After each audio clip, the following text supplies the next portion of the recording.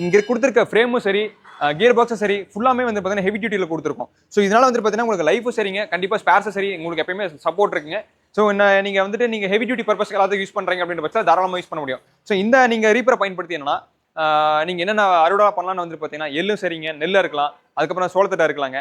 So இதெல்லாமே வந்துட்டு ஒரு கிட்டத்தட்ட ஓரளவுக்கு ஒரு நேரம் இருந்தாவே நீங்க தாராளமாக இதில் வந்துட்டு அறுவடை பண்ண முடியுங்க. அதாவது அறுத்து ஒரு பக்கமாக சாய்ச்சி கொடுத்துருங்க. இதில் இன்னொன்று வந்து பார்த்தீங்கன்னா நீங்க ஆட்டுக்கு வந்துட்டு வேலி மசால் போட்டிருப்பாங்க. ஸோ இதுக்கு எல்லாமே வந்து பார்த்தீங்கன்னா கையில் அறுத்துட்டு இருப்பீங்க. அதனால வந்துட்டு உங்களுக்கு வந்துட்டு நேரமும் அதிகமாகும், இன்னொன்று கூலியும் நீங்க செப்பரேட்டா ஆள் போட இருக்கும்போது அதிகமாகுங்க. நீங்க இந்த ரீப்பர் பயன்படுத்தும் போது என்னன்னா நார்மலா ஒரு நாளைக்கு ஒரு பாத்தி ஒரு செலவா இருக்கிறீங்கன்னு வச்சுங்க, ஒரு ஆள் போனாங்கன்னா கிட்டத்தட்ட வந்து ஒரு மணி நேரம் இல்லாம கண்டிப்பா அறுத்துட்டு வர முடியாது ஷியூரா. சரி, இந்த மிஷின் பயன்படுத்தும் போது நீங்க அதிகபட்சம் ஒரு 10 நிமிஷம் இருந்தா போதுங்க, நீங்க அந்த வேலையை முடிச்சுட்டு வந்துடலாங்க. இதுல என்ன ஹைலைட்லாம் வந்துட்டு பாத்தீங்கன்னா உங்களுக்கு எல்லாமே வந்துட்டு பாத்தீங்கன்னா உங்களுக்கு இந்த நேரம் நிக்கிற பயிர்கள் எல்லாத்தையும் நீங்க அறுத்துக்க முடியும். இன்னொன்று வந்து பாத்தீங்கன்னா நேரத்தை மிச்சம் பண்ண முடியும். இதெல்லாமே நம்ம ஃபார்மேட்டுக்கு ரீப்பர் வந்து நீங்க கண்டிப்பா பண்ண முடியும். ஸோ இதுல வந்துட்டு பாத்தீங்கன்னா மொத்தம் வந்துட்டு பாத்தீங்கன்னா உங்களுக்கு கிட்டத்தட்ட 5 அடி அகலத்துல வந்துட்டு பாத்தீங்கன்னா உங்களுக்கு வந்து இந்த ரீப்பர் செட்டப் வந்துட்டு கொடுத்துருக்கோம்.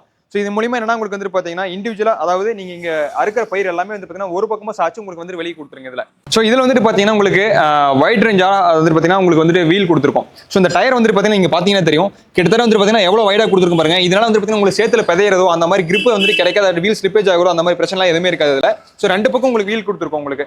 ஸோ இதனால வந்துட்டு பாத்தீங்கன்னா உங்களுக்கு ஒரு தோட்டத்துல போறீங்க, டயர் ஸ்லிப்பேஜ் ஆகிறதோ இல்ல சேத்துல போடும் போது என்ன உங்களுக்கு வந்துட்டு பாத்தீங்கன்னா மண்ணு வண்டி டயர் பெதையறதோ அந்த மாதிரி பிரச்சனை எல்லாம் எதுவுமே இருக்காது. ஸோ இதுல அடுத்து வந்துட்டு பாத்தீங்கன்னா ஹெவி டியூட்டி கிளச் கொடுத்துருக்கோம். ஸோ நீங்க நார்மலா வந்துட்டு பாத்தீங்கன்னா நீங்க நார்மலா சென்ட்ரிஃபியூகல் கிளச்சோ இல்ல பெல் சிஸ்டம்ல வந்து கொடுப்பாங்க. ஸோ நம்ம வந்துட்டு வந்து பாத்தீங்கன்னா இந்த இடத்துல ஹெவி டியூட்டி கிளச் கொடுத்துருக்கோம் உங்களுக்கு. கிட்டத்தட்ட வந்துட்டு பாத்தீங்கன்னா உங்களுக்கு டெல்லர் என்ன கான்செப்ட்ல கொடுத்துருக்காங்களோ அதே கிளச் தான் இங்கே கொடுத்துருக்கோம். ஸோ இதனால வந்து பாத்தீங்கன்னா உங்களுக்கு கிளச் வந்து சீக்கிரம் தேயுறது அந்த மாதிரி பிரச்சனை கண்டிப்பா ஷூரா இருக்காது.